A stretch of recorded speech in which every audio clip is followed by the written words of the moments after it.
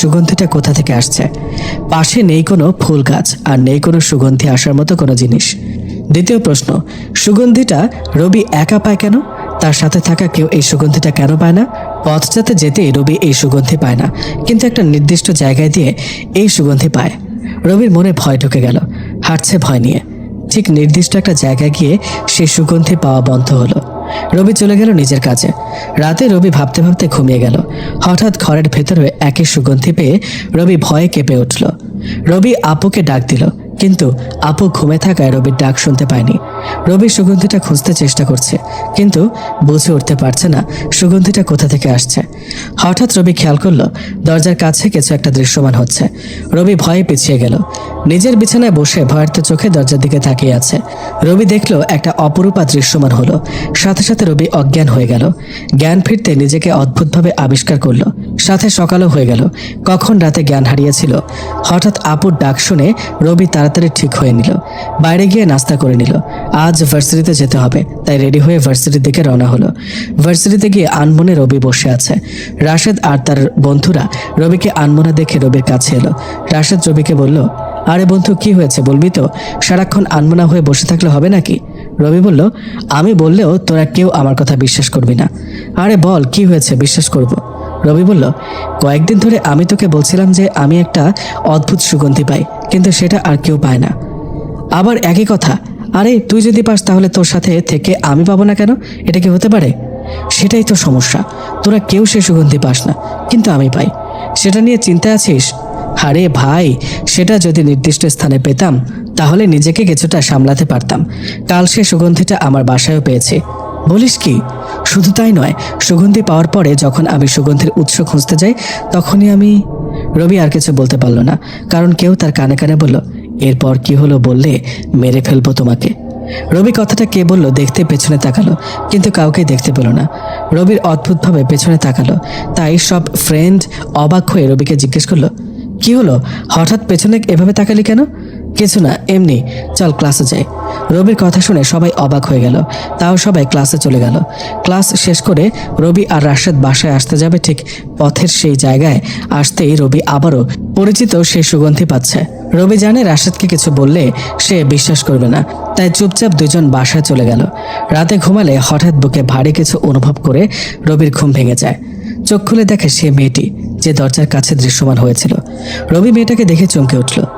এই, কে আপনি? আহা, ডিস্টার্ব করো না তো, একটু ঘুমাই তোমার বুকে। কি বলছেন আপনি এসব? কে আপনি? ভূত? আজীব তো, ভূত কোত্থেকে আসবে এখানে? আর আমি থাকতে ভূত প্রশ্নই আসে না। আপনি তো ভূত? এত সুন্দর মেয়েকে তোমার ভূত মনে হয়? রবি আসলে বুঝতে পারছে না কি বলবে। এদিকে রবির গায়ের সমস্ত শক্তি দিয়ে মেয়েটাকে সরানোর চেষ্টা করেও পারছে না। দম বন্ধ হয়ে যাওয়ার মতো অবস্থা রবির। উপায় না পেয়ে রবি জোরে আপু বলে চিৎকার দিল। সাথে সাথে মেয়েটা রবির বুক থেকে উঠে গেল। রবির দিকে রাগী দৃষ্টিতে তাকিয়ে রইল। এদিকে আপু রবির চিৎকার শুনে ঘুম থেকে উঠে গেল। তাড়াতাড়ি রবির রুমে আসলো। এসে দেখে রবি খুব ভয় পেয়ে বসে আছে। আপু বলল, কি হলো, এভাবে চিৎকার করলি কেন? ভয় পেয়েছিলাম।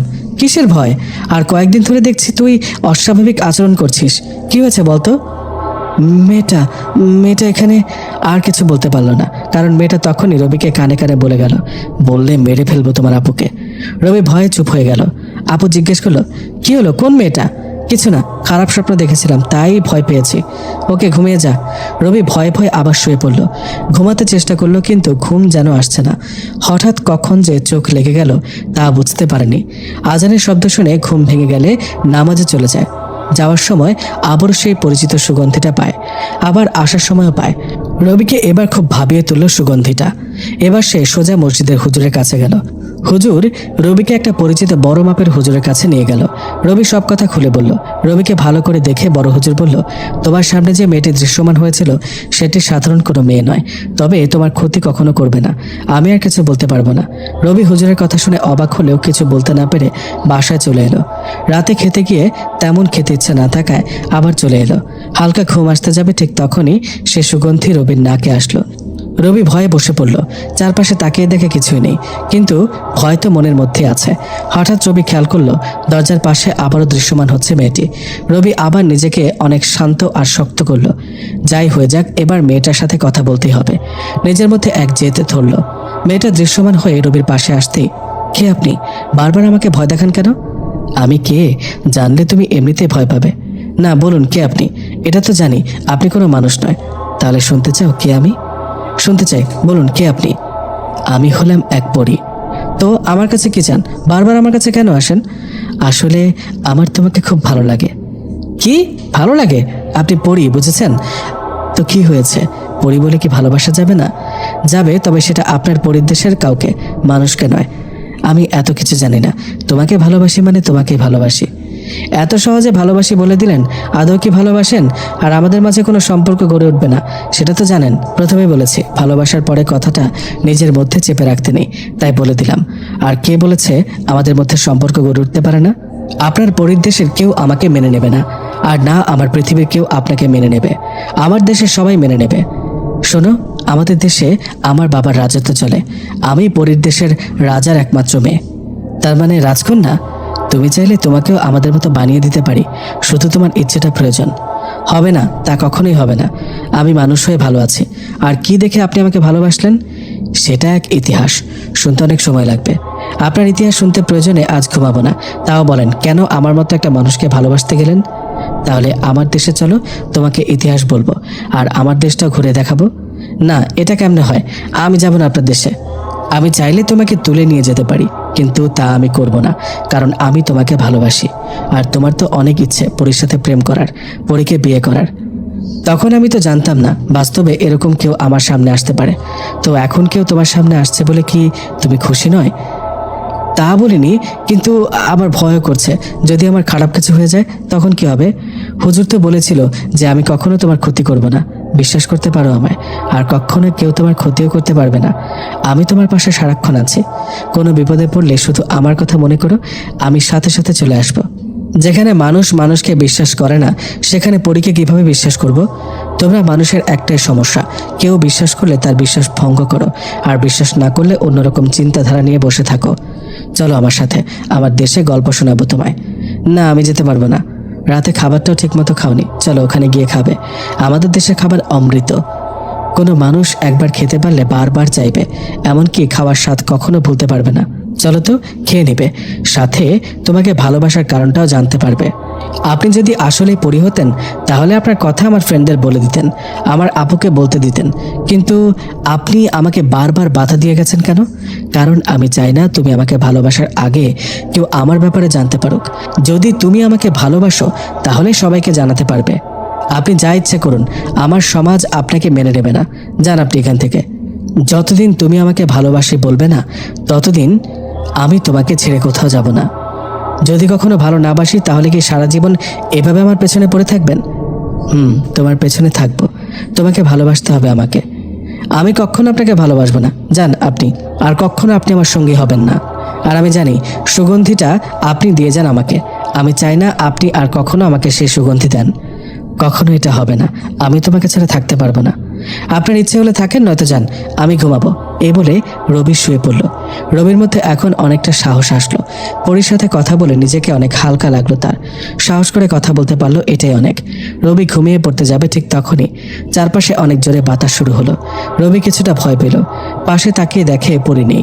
বাইরে জানালার দিকে তাকিয়ে যখন আবার পেছনে তাকালো তখনই পরীকে দেখতে পেল। রবি আকস্মিকভাবে চমকে গেল। পরীর হাতে অনেক খাবার, প্রতিটা খাবার অন্যরকম। রবি এই খাবারগুলো আগে কখনো দেখেনি। খাবার দেখে রবির যেন লালা ছড়ে পড়বে সে অবস্থা। রবি মনে মনে ভাবলো, ইস, মেয়েটা কত ভালো, আমার জন্য খাবার নিয়ে এলো। রবিকে চমকে দিয়ে পরী বলল, এই সবগুলো খাবার তোমার জন্য এনেছি, আমি তোমাকে খাইয়ে দেব, তুমি শুধু খাবে। আপনি কিভাবে জানলেন এগুলো আমি খাওয়ার ইচ্ছে করলাম? এই যে বোকার মতো কথা বললে তুমি। আমি শুধু তোমার না, প্রতিটি মানুষের মনের খবর জানি। সে কি চিন্তা করছে, কি ভাবছে, সব জানি। রবি মনে মনে ভাবলো, যাই হোক, আগে খাবারটা খেয়ে নি। সাথে সাথে মেয়েটি রবির মুখে খাবার তুলে ধরলো। প্রথমে খেতে না চাইলেও খাবারের স্বাদ এবং গন্ধে যেন তাকে মুখ খুলতে বাধ্য করলো। প্রথম লোকমা খেতে রবির পুরো শরীর যেন কেঁপে উঠল। এত সুস্বাদু খাবার যেন কল্পনা মাত্র। রবি মনে মনে ভাবলো, আহা, এই খাবার যদি সবসময় পেতাম তাহলে কি ভালো হতো। তুমি চাইলে তোমাকে এনে এই খাবার খাওয়াতে পারি, তুমি যদি বলো খাবে তাহলে। এটাও বুঝে গেলেন? তুমি যা কল্পনা করবে সব আমি বুঝতে পারবো। আপনার নামটাই তো জানা হলো না। আমি অহনা ইবনে আরফি, পরীর দেশে সবাই অহনা বলে ডাকে, চাইলে তুমিও ডাকতে পারো। আপনি তো চান আমি আপনার নাম ধরে ডাকি। তুমি কেমনে বুঝলে? সব কি শুধু পরীরাই বুঝবে, মানুষরা বুঝতে পারে না নাকি? না মানে আমি বোঝাতে চেয়েছি, এত অল্প সময়ে তুমি আমাকে বুঝতে শুরু করেছো। এত বিরক্ত করলে কে আপনাকে না বুঝবে বলেন? আচ্ছা শোনো, এখন থেকে আপনি নয় তুমি করে বলবে। দেখা যাবে, এখন ঘুমাই, আমাকে ভালোবাসার কারণ পরে জেনে নেব আপনার থেকে। হবে না, তুমি করে বলো, নয়তো ঘুমাতে দেব না। রবি ভাবলো আসলেই তো অহনা অনেক ভালো, চাইলে তার অনেক ক্ষতি করতে পারত, কিন্তু তা না করে আরো রবির পাশে থাকছে, এমনকি তাকে পরীর দেশের খাবার এনেও খাওয়াচ্ছে। অহনা এবার শব্দ করে হেসে উঠল। রবির বুঝতে বাকি নেই, রবির কল্পনাটাও সে বুঝে গেছে। রবি বলল, আচ্ছা ঠিক আছে, আমি এখন ঘুমাচ্ছি, তুমি এখন যাও। তা কিভাবে হয়? পরীর দেশ থেকে এসেছি তোমার বুকে একটু ঘুমাবো বলে, তুমি তাড়িয়ে দিচ্ছ? বিয়ের আগে এসব ঠিক না। তার মানে তুমি বিয়ে করতে রাজি? অনেকটা খুশি হয়ে বলল। না না না, আমি তা বলিনি, জানতো আপনার কথা আমি উল্টাপাল্টা বলতে শুরু করেছি, জান আপনি। আচ্ছা তুমি ঘুমাও, আমি তোমাকে পাহারা দিচ্ছি। শেষে এক প্রকার বাধ্য হয়ে রবি শুয়ে পড়ল। অহনা আছে নাকি চলে গেছে রবি জানে না। সকালে আপু রবিকে ডাকতে এসে দেখে রবির রুম থেকে একটা অদ্ভুত সুগন্ধি বের হচ্ছে। আপু রবিকে ডাকতে রবির ঘুম ভেঙে যায়, আর অহনাকে নিজের বুকে দেখে ভয় পেয়ে যায়। কারণ আপু যদি অহনাকে রবির বুকে দেখে তাহলে কি হবে? রবি অহনাকে আস্তে করে বলল, এই ওঠো, আপু দরজার বাইরে আছে, ডাকছে, আমাকে তোমাকে দেখলে খুব খারাপ ভাববে, তুমি চলে যাও। অহনা রবিকে আরেকটু শক্ত করে জড়িয়ে ধরে বলল, আর একটু শুয়ে থাকে না তোমার ওপর? বেশ ভালোই তো লাগছে। তোমার ভালো লাগার কারণে আমাকে বাসা থেকে বের হতে হবে, উঠে যাও। রবির জোরাজুরিতে অহনা উঠে গেল আর অদৃশ্য হয়ে গেল। রবি গিয়ে দরজা খুলে দিল। আপু বলল, এত দেরি হলো কেন দরজা খুলতে, কি হয়েছে বল? রবি আমতামতা করে বলল, না না কিছু না, কিছুই হয়নি, এমনি ঘুমেছিলাম তো তাই বুঝতে পারিনি। ওহ, এত সুন্দর সুগন্ধি কোথা থেকে আসছে? তুমিও পাচ্ছ এই সুগন্ধি? বলে রবি পাশে তাকাতে দেখা অহনা দাঁড়িয়ে আছে। রবি আস্তে করে বলল, তুমি যাওনি কেন? আপু এখন আমার কি অবস্থা করবে আল্লাহ জানে। কি রে, সকাল সকাল কি হয়েছে তোর? কার সাথে ফিসফিস করে কথা বলছিস? আপু বলল। আপুর কথা শুনে রবি যেন আকাশ থেকে বলল। অহনা রবির পাশে দাঁড়িয়ে আছে, কিন্তু আপু তা দেখছে না। রবি আপুকে বলল, আপু তুমি এখানে আর কিছু দেখছো না? আজব, কি আর দেখবো, আমাকে ছাড়া আর কাউকে দেখতে পাচ্ছ না? সকাল সকাল তোর মাথা মনে হয় পুরো গেছে, কি হয়েছে বলতো? রবি অহনাকে বলল, তোমাকে আপু সত্যি দেখতে পাচ্ছে না? না, আমাকে দেখতে পাবে না যতক্ষণ আমি নিজে থেকে কারো চোখে ধরা না দিই। রবি এবার দেখে যেন প্রাণ ফিরে পেল। আপু রবি আর অহনাকে এক রুমে দেখলে কি অবস্থা যে হতো। আপু রবির নীরবতা দেখে বলল, কি হলো, কথা বলছিস না কেন? না মানে ভাবতেছি। রবি নিজেই জানে না সে কি বলছে। আপু রবির কথায় কিছু বুঝতে পারছে না। আপু এসে রবির মাথায় হাত দিয়ে দেখলো জ্বর আসছে নাকি, নয়তো সকাল সকাল এভাবে কেউ উল্টাপাল্টা বলে যাবে, তা কেমনে হয়? আপু রবির মাথায় হাত দিয়ে দেখলো জ্বর আসেনি। আপু রবিকে দেখে বুঝে গেল সে কিছু লুকাচ্ছে, তাই আপু তাকে আর কিছু না বলে ফ্রেশ হতে বলে চলে গেল। আপু চলে যেতে রবি দরজা বন্ধ করে দিল, যেটা আপুর চোখ এড়াতে পারেনি। আপু আবার দরজার কাছে আসলো, ভেতরে কি হচ্ছে বোঝার চেষ্টা করলো। রবি এবার অহনাকে ভয় পেল, কারণ কেউ তার সামনে আছে সেটা আপু দেখতে পায়নি। ব্যাপারটা খুব সমস্যার। রবি অহনার সামনে দাঁড়ালো। তোমাকে আসলে কি আপু দেখেনি? না, আমার কথা বিশ্বাস করো, তুমি কেন ভয় পাচ্ছ? আমি যাকে চাইবো তাকে দেখা দিতে পারবো, আর না চাইলে কেউ দেখতে পাবে না। রবি বলল, তুমি যাও এখন, আমি বের হব। সমস্যা নেই, আমি তোমার সাথে সারাক্ষণ আছি, যে কোনো প্রয়োজনে আমাকে মনে করো, আমি চলে আসব। এখন যাচ্ছি, বাবা খুঁজবে একটু পর আমাকে। ওকে যাও, একটু জড়িয়ে ধরি তোমায়। রবি একটু ধমক দিয়ে বলল, যাবে তুমি? আচ্ছা যাচ্ছি। এ বলে অহনা এক ঝলকে অদৃশ্য হয়ে গেল। রবি ফ্রেশ হয়ে বাইরে গিয়ে দেখে আপু নাস্তা নিয়ে টেবিলে মন খারাপ করে বসে আছে। রবি বলল, আপু কি হলো, তোমার মন খারাপ কেন? আমার কিছু হয়নি, তবে তোর অনেক কিছু হয়েছে যেটা আমার থেকে লুকাচ্ছিস। আজব, আমার আবার কি হবে? আমি তো একদম ঠিক আছি। তুই কেমন ঠিক আছিস সেটা আমি জানি। আমি সত্যি ঠিক আছি। সকালে আমি তো রুম থেকে আসার পর তুই কার সাথে কথা বলেছিলি? তুমি কিভাবে জানো আমি কারোর সাথে কথা বলেছি? তুমি তো চলে এসেছিলে। আপু বলল, অস্বাভাবিকভাবে দরজা বন্ধ করলি, তাই আমার কেমন জানি মনে হলো। তারপর দরজার পাশে গিয়ে শুনি তুই কারোর সাথে কথা বলছিস, তাও ভয় নিয়ে। রবি এবার চমকে গেল, যদি অহনার কথা বলে দেয় তাহলে আপুর ক্ষতি করতে পারে অহনা। তাই রবি কথা ঘুরিয়ে বলল, না তেমন কারোর সাথে না, ফোনে কথা বলছিলাম। কি, তুই এসব কথা ফোনে বলছিলি? হ্যাঁ, রাশেদের সাথে তো বললাম। আপু এবার কেমন যেন চুপ হয়ে গেল। রবির তো চিন্তা হচ্ছে আবার রাশেদকে আপু ফোন দিয়ে জিজ্ঞেস করবে নাকি। রবিকে আর কিছু না বলে নাস্তা করতে বলল আপু। রবি চুপচাপ নাস্তা সেরে নিল। রবি নাস্তা শেষ করে ভার্সিটিতে যাওয়ার জন্য রেডি হলো। রাশেদকে ফোন দিল। একটু আগে না ফোন দিলি, আবার কি? একটু আগে ফোন দিলাম মানে? একটু আগে তো তুই আমার সাথে কথা বললি আর ভার্সিটিতে আসবি বললি। রাশেদের কথা শুনে রবি অবাক হয়ে গেল, কারণ রবি তো একটু আগে রাশেদকে ফোন দেয়নি। তাহলে রাশেদ কেন বলছে একটু আগে ফোন দিয়েছে? রবি আর কিছু না বলে ফোন কেটে দিল। রবির বুঝতে বাকি নেই এখানেও নিশ্চয়ই অহনার হাত আছে। 7-5 না ভেবে রবি ভার্সিটিতে যেতে বের হতে গেলে আপু সামনে আসলো। রবি বলল, কিছু বলবে আপু? না কিছু না, যা তুই সাবধানে যাস। আমাকে নিয়ে চিন্তা করো না, তুমি সাবধানে থেকো, আসি। রবি একটা বিষয় খেয়াল করলো, আপু ইদানিং একটু অদ্ভুত আচরণ করছে। কিছু বলতে গিয়েও থেমে যাচ্ছে, সরাসরি কিছু বলে না। রবি হেঁটে একটু সামনে যেতেই রাশেদ আসলো। দুইজন একসাথে চলতে লাগলো। ঠিক একটা নির্দিষ্ট স্থানে গিয়ে রবি দাঁড়িয়ে গেল। রবি থেমে যাওয়া দেখে রাশেদ বলল, কি হলো, দাঁড়িয়ে গেলি কেন, চল। রবি বলল, একটা মুচকি হাসি দিয়ে রবি আবারও যেতে লাগলো। এদিকে রবির মুচকি হাসি দেখে অহনা ভীষণ খুশি হলো। পুরো পরীর দেশে মিষ্টি এক বাতাস বয়ে গেল। রবি ভার্সিটিতে এসে ক্লাসে চলে গেল। অহনার কথা ভাবতে যাবে তখনই মনে পড়ল, রবি যা ভাবে অহনা তো সব জেনে যায়। তাই রবি অহনাকে নিয়ে ভাবা বন্ধ করে দিল। কিন্তু কতক্ষণই বা না ভেবে থাকা যায়। ক্লাস চলাকালীন সময়ে রবি অহনাকে নিয়ে ভাবা শুরু করলো। মেয়েটা কত সুন্দর, কত মায়াবী। যতই দেখি যেন চোখের তৃষ্ণা থেকেই যায়, যেন মনে হয় সারা জীবন দেখে যায়। কত ভালো মেয়েটি, ইচ্ছে হয় সারা জীবন নিজের করে রাখি। রবি এসব ভাবছে, তব চারপাশে কি হচ্ছে কোনো খেয়াল নেই।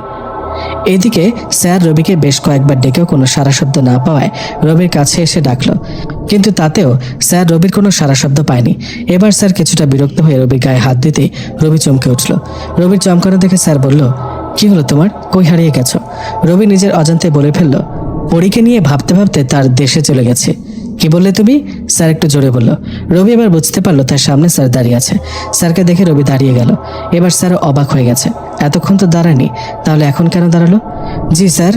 কোথায় ছিল এতক্ষণ? এই তো স্যার এখানে ছিলাম। তুমি তো এখানে ছিলে, কিন্তু তোমার মন কোথায় ছিল? না মানে স্যার, এক্ষুনি ক্লাস থেকে বের হয়ে যাও। স্যার আর হবে না, ক্লাসে আসার পর থেকে তুমি অন্য কিছু ভেবে ভেবে বসে আছো, ডাকলেও সেদিকে তোমার খেয়াল নেই। এক্ষুনি বের হয়ে যাও। স্যার রাগীভাবে কথাগুলো বলল। ক্লাসের সবাই রবি আর স্যারের দিকে তাকিয়ে আছে। হঠাৎ রবি স্যারকে বলল, না তুমি কিছু করো না। রবির কথা শুনে ক্লাসের সবাই হেসে ওঠে, কারণ সবাই মনে করলো রবি স্যারকে কথাটা বলল। স্যারও একই মনে করলো, তাই রবিকে ধমক দিয়ে বের হতে বলল। রবি আর কিছু না বলে বের হয়ে যেতেই স্যারের পেছন থেকে কারো হাত টেনে ধরে নিয়ে গেল। সবাই দেখলো রবি কারো হাত ধরার মতো কিছু ধরেছে, কিন্তু সেখানে কিছু দেখা যায়নি। রবির এমন কাজে সবাই একটু অবাক হলো। রবি অহনাকে ধরে গাছের নিচে নিয়ে গেল। রবি বলল, আমি যেখানে যাই তুমি চলে আসো কেন? কেউ তোমাকে অপমান করবে আর আমি বসে বসে তা দেখবো নাকি? তাই বলে এভাবে সবার সামনে চলে আসতে হবে? সবার সামনে আসলেও তুমি ছাড়া তো আর কেউ দেখেনি। তাও এভাবে আসা ঠিক হয়নি। আর স্যারকে আঘাত করতে চাইলে কেন? তোমাকে সবার সামনে অপমান করেছে তাই। এমনটা আর কখনো করবে না। কেন শুনতে হবে তোমার কথা? কারণ আমি তোমাকে। আর কিছু না বলে থেমে গেল। তুমি আমাকে কি? কিছু না। ভালোবাসো? হয়তোবা। তাহলে চলো আজ পরীর দেশ ঘুরে দেখাবো। আপু এমনিতে অনেক চিন্তা করছে আমাকে নিয়ে, তার উপর তোমার দেশে যেতে পারবো না।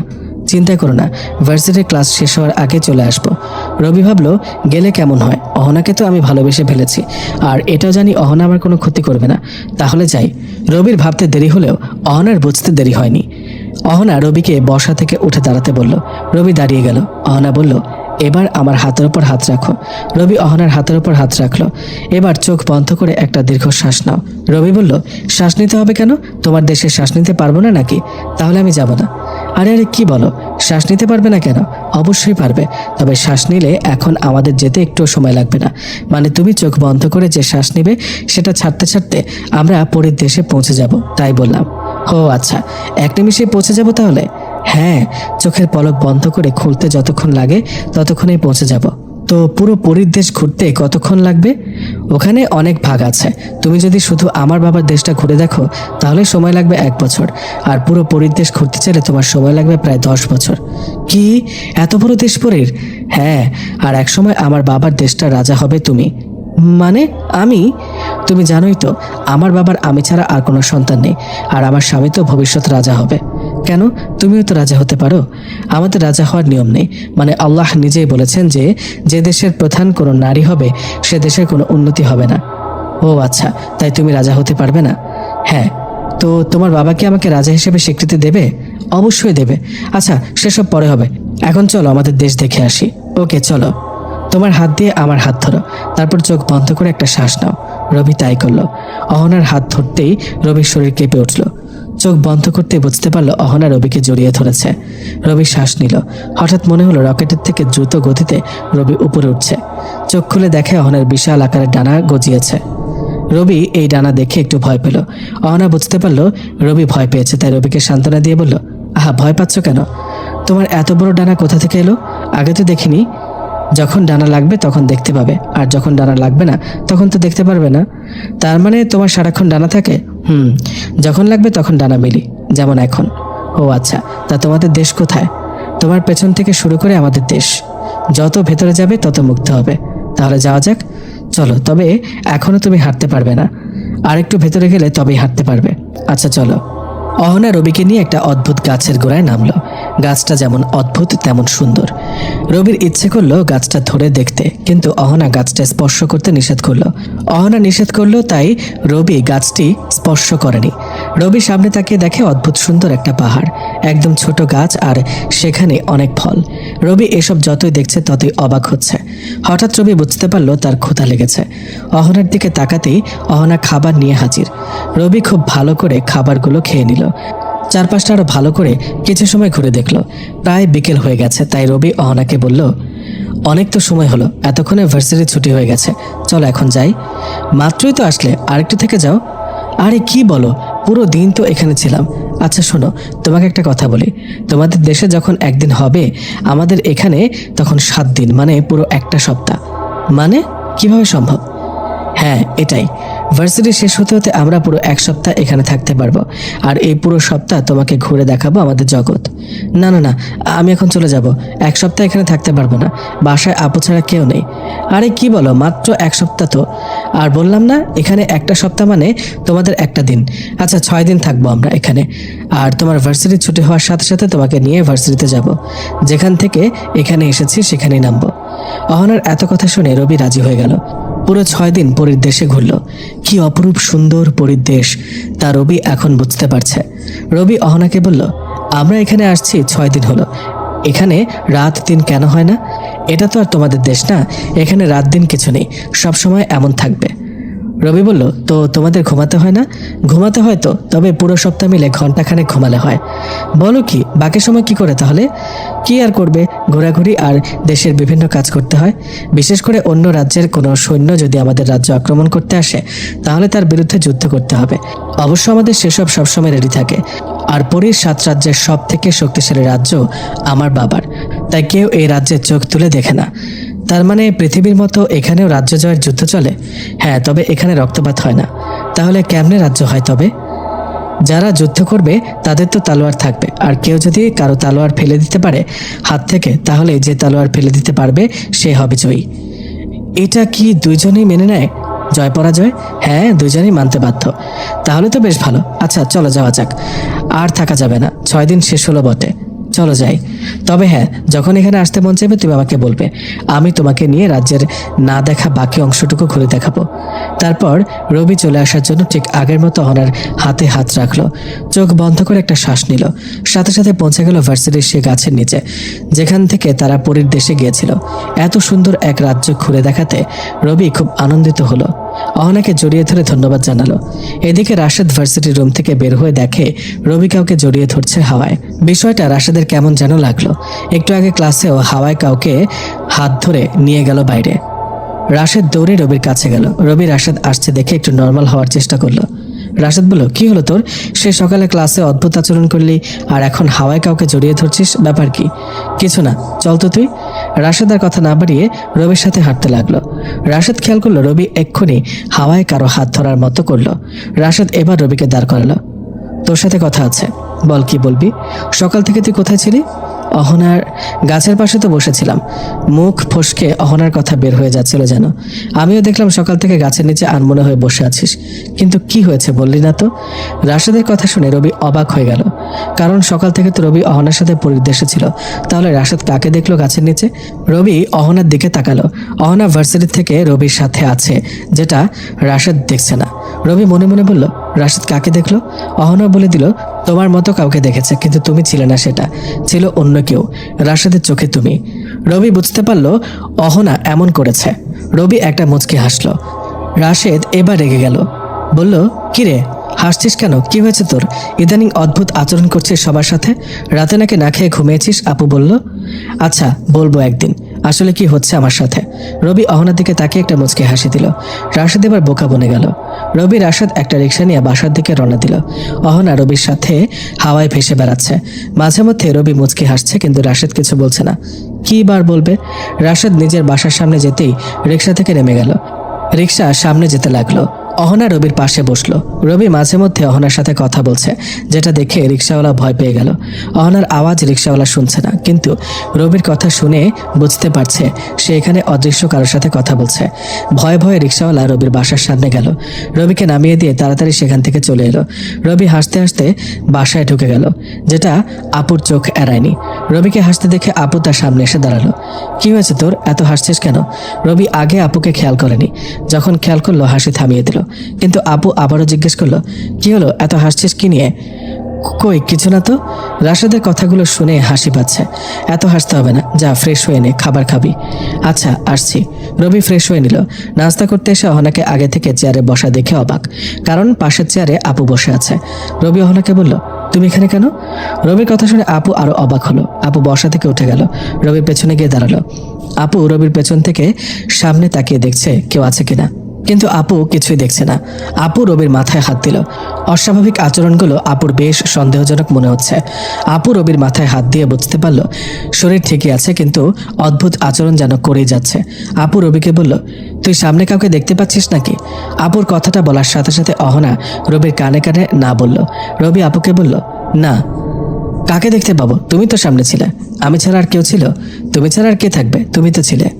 আপু বুঝতে পারে রবি কিছু লুকাচ্ছে, তাই আপু আর কথা না বলে নাস্তা করতে বলল। রবি নাস্তা করছে, কিন্তু আপু একটু খেয়ে উঠে গেল। রবি বুঝতে পারে আপুর খাওয়ার ইচ্ছে থাকা সত্ত্বেও খায়নি। রবি পুরো খাবার না শেষ করে উঠে গেল। আপু তার দিকে তাকিয়ে রইল। রবি আপুর পাশে গিয়ে দাঁড়ালো। পুরো খাবার শেষ না করে উঠে গেলে কেন? ইচ্ছে করছে না। তুই কেন উঠে গেলি? যা খেয়ে নে। তুমি না খেয়ে থাকবে আর আমি গিয়ে খাবো, তাই না? আমার ইচ্ছে করছে না, তুই যা। আচ্ছা চলো, তোমার জন্য কিছু স্পেশাল খাবার আনবো, তোমার সামনেই করব। রবি কথাটা অহনাকে ভেবে বলল। সাথে সাথে অহনা হাজির। রবি অহনার দিকে তাকিয়ে একটা মুচকি হাসি দিল। আপু গিয়ে টেবিলে বসলো। খাওয়া শুরু করলে রবি বলল, আপু অন্যরকম কিছু খাবে? আর কিছু নাই তো, সবই আছে। আচ্ছা তুমি চোখ বন্ধ করো, পরিদেশের খাবার আনবো এক্ষুনি। পাগলের মতো না বকে খাবার শেষ কর। আজব, বললাম তো তুমি চোখ বন্ধ করো, আমি খাবার আনবো। শুধু চোখটা বন্ধ করো। দেখ, পরিদেশ বলতে কিছু নেই, তুই অযথা পাগলামি করছিস। তাহলে পরি বলতেও কি কিছু নেই? জানি না। আপু চোখ বন্ধ করতে চাইল না, কিন্তু রবির জোরাজুরিতে আপু চোখ বন্ধ করতে বাধ্য হলো। রবি অহনাকে পরিদেশে খাবার দিতে বলল। অহনার সাথে সাথে রবির হাতে খাবার তুলে দিল। রবি আপুকে চোখ খুলতে বললে আপু চোখ খুলে হা করে রবির দিকে তাকিয়ে আছে। রবি বলল, কি অবাক হয়ে গেলে তো? এসব কি খাবার? জীবনেও দেখিনি। এগুলোই হলো পরিদেশের খাবার। মানে কি? তুই কোথা থেকে আনলি এসব? আপেল খাও, কোন গাছের তা জেনে কি লাভ? আমার জানতে হবে, বল কোথা থেকে আনলি এসব? আরে এসব খাবার এখন রেস্টুরেন্টে বানায়, সেখান থেকে আসার সময় নিয়ে আসলাম। খেয়ে দেখো, অসাধারণ। একটু মিথ্যা কথা বললো। তাহলে যে বললি পরিদেশ থেকে আনলি? তুমি তো বললে পরিদেশ বলে কিছু নেই। আমার কথায় আমাকে ফেলে দিলি। আচ্ছা সেসব বাদ দাও তো, খাবারগুলো খেয়ে দেখো কেমন। নে তুইও খা। আপু রবিকেও তুলে দিল। রবি জানে আপু প্রথম খাচ্ছে, তাই একটু খেলে রবির দিকে হাঁ করে তাকিয়ে থাকবে।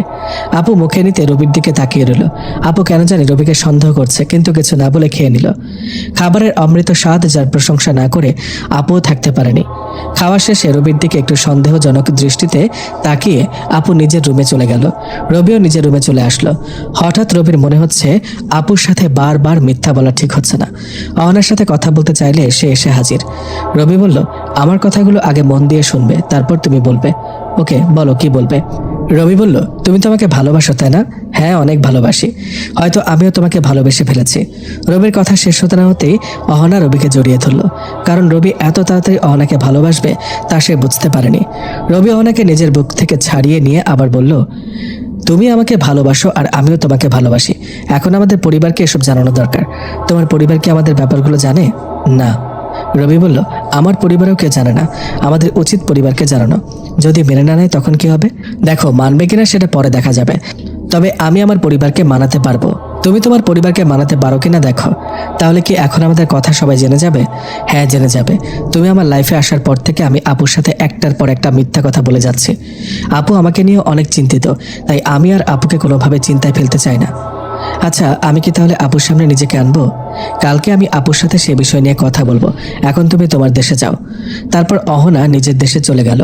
রবিও বেশ চিন্তিত হয়ে গেল। আপু কি অহনাকে মেনে নেবে নাকি মানবে না? ভাবতে ভাবতে সন্ধ্যা পেরিয়ে রাত হয়ে গেল। রাতে খেতে বসে আপু কোনো কথা না বলে চুপচাপ খেয়ে নিল। রবি বুঝতে পারে খাওয়া শেষ হলে তার হাজার রকমের প্রশ্নের সম্মুখীন হতে হবে, কারণ যখন আপু চুপ থাকে তখন সব প্রশ্ন একসাথে করার জন্য চুপ থাকে। রবি খাওয়া শেষ করে যখন উঠে চলে আসতে যাবে তখনই আপু ডাক দিল। পাশের সোফায় বসতে বসতে বলল। রবি গিয়ে এখানে বসলো। একটু পর নিজের কাজ শেষ করে আপু রবির পাশে এসে বসলো। রবি বলল, বলো কি বলবে? মেয়েটাকে? কোন মেয়েটা? যার সাথে তুই সারাক্ষণ কথা বলিস সে মেয়েটাকে? আমি কোনো মেয়ের সাথে কথা বলি না। তাহলে কার সাথে কথা বলিস সারাক্ষণ? যখনই তোর রুমের পাশ দিয়ে যাই তোকে কারোর সাথে কথা বলতে শোনা যায়। তাহলে তুমি সব জানো? জানবো না কেন? মেয়েটাকে বল। আসলে আমি চেয়েছি কালকে তার সাথে তোমার পরিচয় করিয়ে দেব। কাল সকাল পর্যন্ত অপেক্ষা করো, তারপর সব জানতে পারবে। কাল পরিচয় করিয়ে দিবি তো? কালকে সে আসবে, তোমার সাথে পরিচয় করিয়ে দেব। ওকে, তাহলে এখন গিয়ে ঘুমিয়ে যা। আচ্ছা।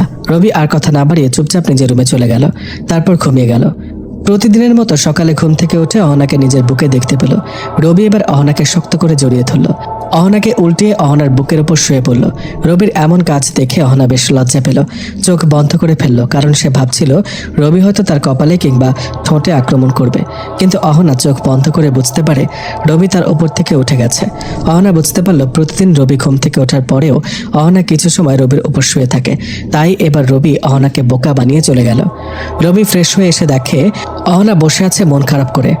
রবির বুঝতে বাকি নেই অহনা কেন মন খারাপ করছে।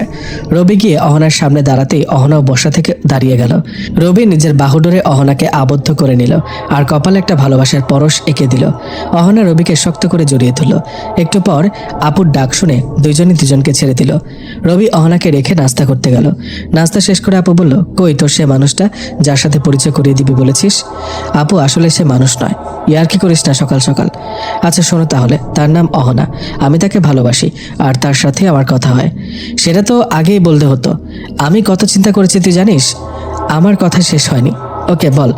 আসলে তাকে যেমন আমি ভালোবাসি সেও আমাকে ভালোবাসে, কিন্তু সমস্যা হচ্ছে সে মানুষ নয়, পরী। কি? তুই পরীর সাথে প্রেম করিস? তুমি বলেছিলে পরী বলে কিছু নাই, কিন্তু আমি পরীর সাথে প্রেম করছি তো বটেই, এমনকি পরীর দেশেও ঘুরে আসছি। তোর মাথা ঠিক আছে তো? হ্যাঁ আপু, আমি সত্যি বলছি। আমি এখনো জানি না কেন সে আমাকে ভালোবাসতে গেল, কিন্তু এটা জানি সে আমাকে সত্যি ভালোবাসে। তুমি চাইলে তার সাথে কথা বলতে পারো। দেখ, পরী দেখা যায় না। দেখা যায়, তবে যাকে দেখা দিতে চায় সে শুধু দেখতে পারে, অন্য কেউ পরীকে দেখতে পায় না। তাহলে তো তার সাথে দেখা করতে হবে। তুমি বললে এক্ষুনি দেখা করতে পারো, আমি ডাকলে সে আসবে। ওকে ডাক তাহলে, দেখি সে কেমন পরী। আপুর কথা শুনে রবি অহনাকে ডাকলো। অহনা এসে হাজির। রবি অহনাকে বলল, এখন তোমার সাথে আপু কথা বলবে, তুমি আপুর সামনে যাও। আপুকে চোখ বন্ধ করতে বলো। কেন চোখ কেন বন্ধ করতে হবে? কারণ আপুর চোখের ক্ষতি হতে পারে আমাকে দৃশ্যমান হতে দেখলে। আচ্ছা বলছি। রবি আপুকে চোখ বন্ধ করতে বলল। আপু চোখ বন্ধ করলো। সূর্যের আলোর ন্যায় অহনা রবির সামনে দৃশ্যমান হলো। রবি অহনাকে এই রূপে দেখে অবাক হলো। পুরো পরিদেশের রাজকন্যার মতো করে আসছে। রবি আপুকে চোখ খুলতে বললে আপু চোখ খুলে রবির দিকে তাকায়। তেমন কোনো সমস্যা হয়নি। যখন অহনার দিকে চোখ দিল সাথে সাথে আপু অজ্ঞান হয়ে গেল। রবি অবাক হয়ে গেল, কারণ অহনা বলল চোখ বন্ধ থাকলে সমস্যা হবে না, কিন্তু আবার অজ্ঞান হয়ে গেল কেন? রবি অহনাকে আপুর অজ্ঞান হওয়ার কারণ জানতে চাইলে সে বলল, প্রথমবার কেউ পরীকে দেখলে সে অজ্ঞান হয়ে যাবে। রবি অহনার পুরো কথা না শুনে আপুর কাছে গেল, আপুর মুখে পানি ছিটাতে। আপুর জ্ঞান ফিরল। আপুর জ্ঞান ফিরতে বলল, এভাবে অজ্ঞান হয়ে গেলাম কেন? আর কিছু বলতে পারেনি, কারণ অহনাকে আপু এখন দেখতে পাচ্ছে। আপু অহনার দিকে অবাক হয়ে চেয়ে রইল। রবি বুঝতে পারে আপু এখন অহনাতে আটকে গেছে, মানে রবির সাথে অহনার রিলেশনটা আপু মানতে বাধ্য।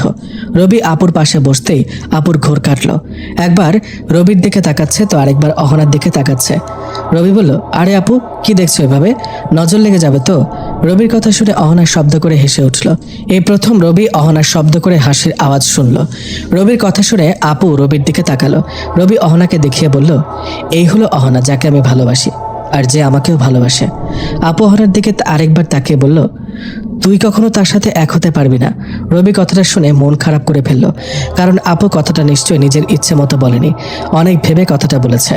রবি আপুর দিকে চেয়ে রইল, অহনা নিচে মাটির দিকে চেয়ে রইল। আপু বলল, কি ভয় পেলি তো? শোন, মানুষ আর বড়ির কিভাবে ভালোবাসা হতে পারে বল? জানি না, কিন্তু আমি তাকে ভালোবাসি আর সেও আমাকে ভালোবাসে। বাকি কিছু আমি জানি না। আমি না হয় মেনে নেব, কিন্তু অহনার বাবা মা, তার দেশের মানুষ কি মেনে নেবে? রবি বলল, সেটা অহনার উপর ছেড়ে দাও, তুমি মেনে নিলেই হবে, আর অহনার বিষয়টা সে সামলাবে।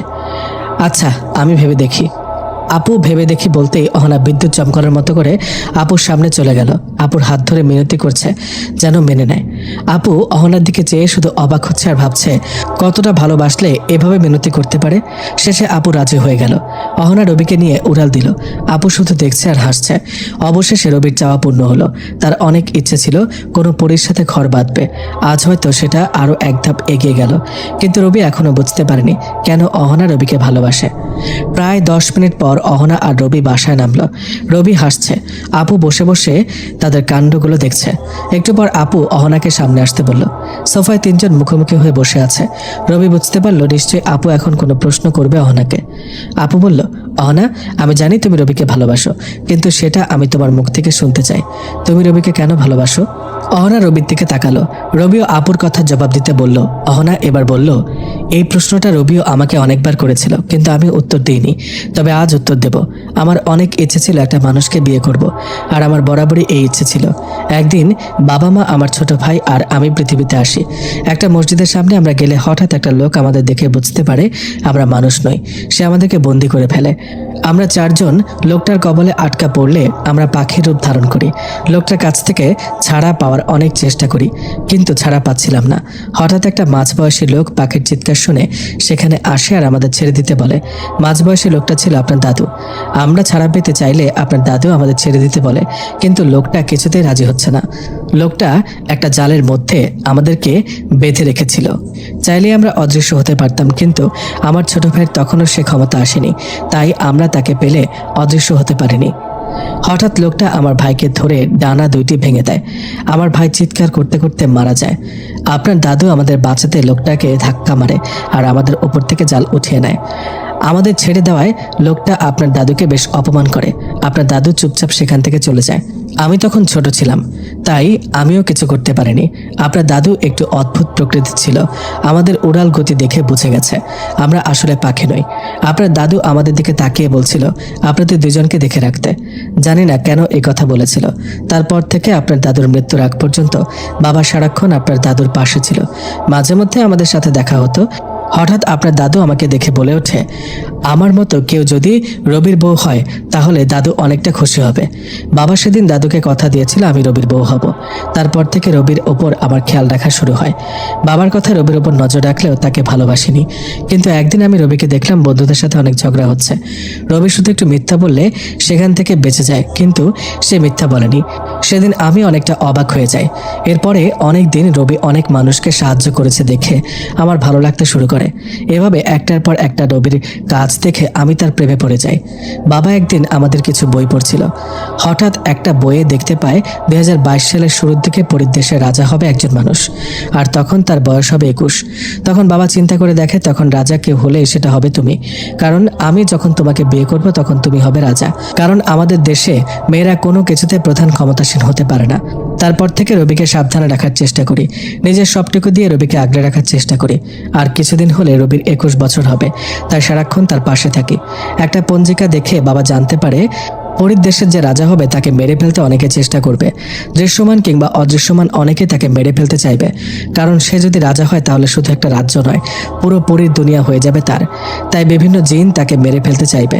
আর যদি তাকে মেরে ফেলে পুরো পরীর দেশে অশান্তি সৃষ্টি হবে, পুরো পৃথিবীতে অশান্তি হবে। কোনো কারণ ছাড়া জিন মানুষের ক্ষতি করবে। এতটুকু বলে অহনা থেমে গেল। আপু আর রবি এক দৃষ্টিতে তাকিয়ে আছে অহনার দিকে। হঠাৎ জানলা দিয়ে একটা আগুনের গোলা রবির দিকে আসছে। অহনা রবিকে সেখান থেকে সরিয়ে নিল, আর আগুনের গোলাটা অদৃশ্য হয়ে গেল। আপু আগুনের গোলা খেয়াল না করলেও রবি খেয়াল করলো। রবি বুঝতে পারলো এখন থেকে তার উপর হামলা শুরু হয়েছে। আপু এখনো ঘোরের মধ্যে আছে। রবি আপুকে ডাকলে আপুর ঘোর কাটে। রবি আপুকে বলে, একটু আগে কি হলো দেখেছো? কি হলো? রবি বুঝতে পারে আপু কিছু দেখেনি। অহনাও ইশারা করলো যাতে আপুকে না বলে, বললে আপু ভয় পাবে। তাই রবিও না বলা ভালো মনে করলো। রবির উপর একটা জিন হামলা করছিল। অহনাকে দেখে জিনটা পালিয়ে গেল। অহনা, আপু আর রবি শান্তভাবে বসে রইল।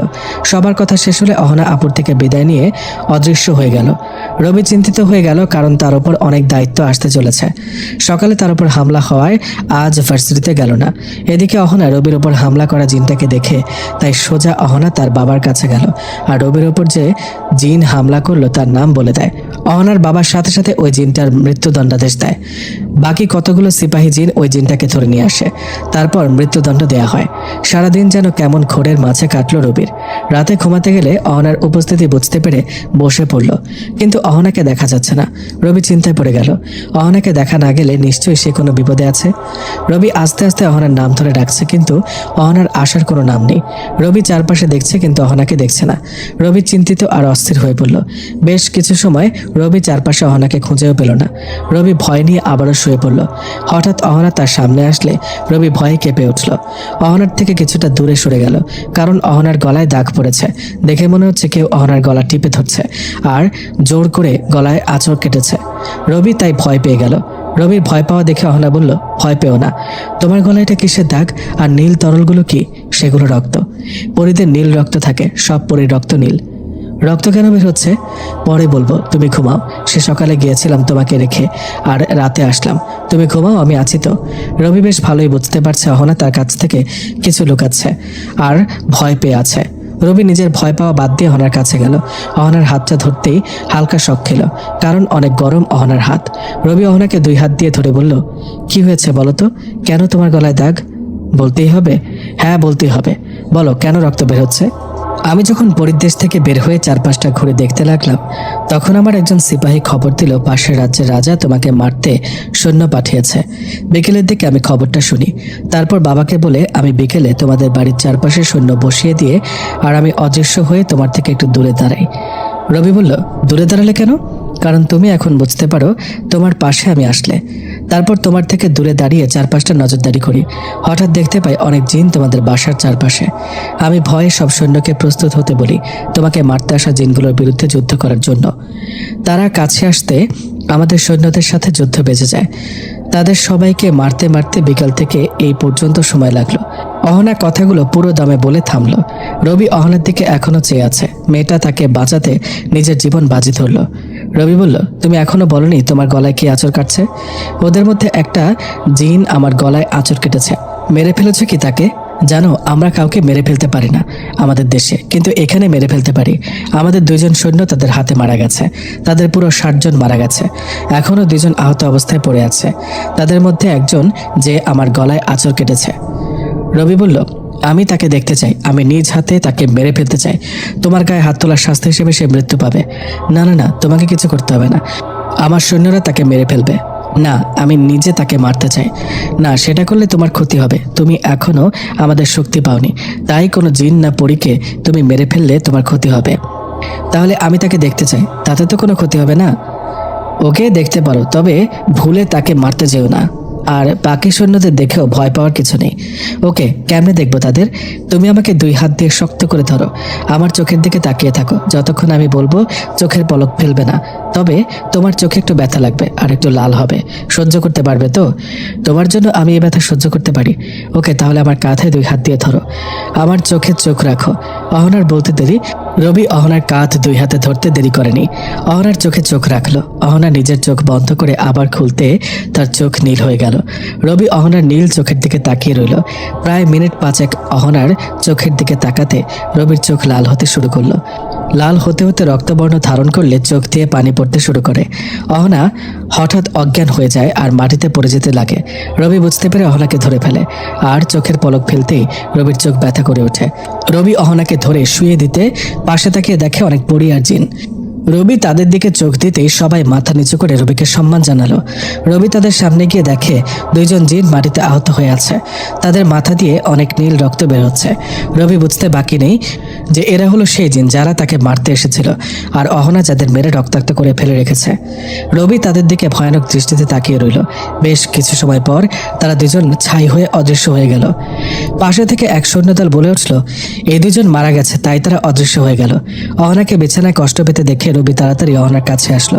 অহনাকে স্পর্শ করতে বাকি জিনদের দেখতে পেল না। অহনা আস্তে আস্তে আবার স্বাভাবিক হয়ে গেল। রবি বুঝতে পারলো অহনার শক্তি দিয়েই এতক্ষণ রবি জিন সৈন্যদের দেখেছিল। অহনা স্বাভাবিক হয়ে রবিকে জড়িয়ে ধরল।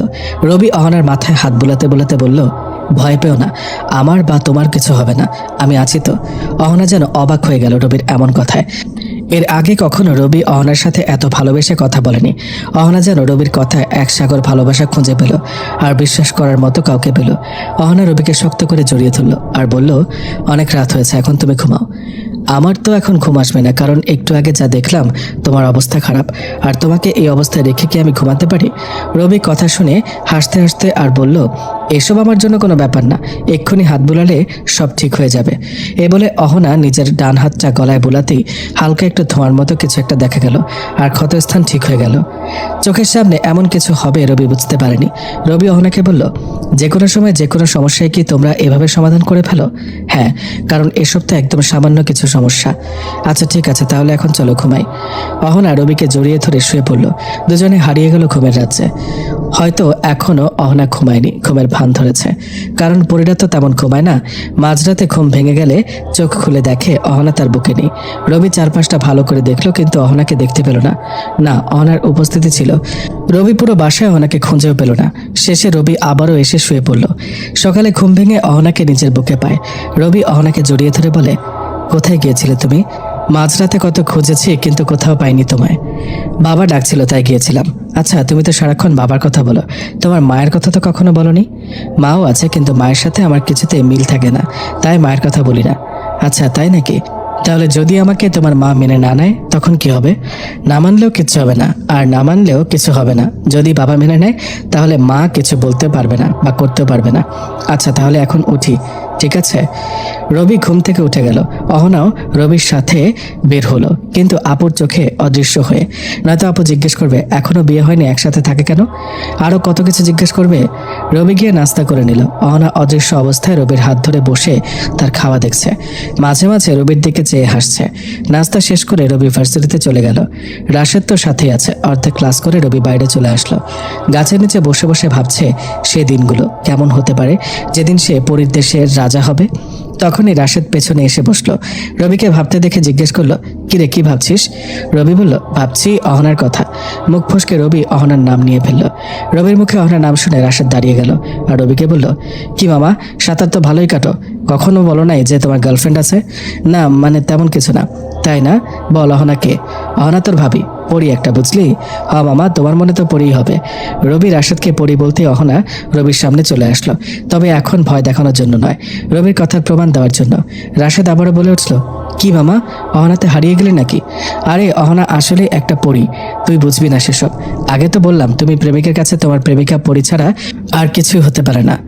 আরে ভাই সত্যি বলছি, ওকে তোকে প্রমাণ দিচ্ছি, দাঁড়া। রবি অহনার দিকে তাকালে রাশেদকে চোখ বন্ধ করতে বলে। রবি রাশেদকে চোখ বন্ধ করতে বললে রাশেদ বলে ওঠে, কি রে, মনে হয় তোর মাথা গেছে? আমি চোখ বন্ধ করব আর তোর অহনা মানে পরি আমার সামনে দৃশ্যমান হবে, তাই তো? হ্যাঁ সেটাই হবে। দেখ এমন কিছু হয় না, তোর মাথা গেল মনে হয়। তুই বস, আমি যাচ্ছি। রাশেদ চলে যেতে চাইলে রবি হাত ধরে ফেলে। রাশেদ আবার রবির পাশে বসে পড়ে। রবি রাশেদকে চোখ বন্ধ করতে জোর করতে থাকে, কিন্তু রাশেদ কিছুতে রবির কথা মানছে না।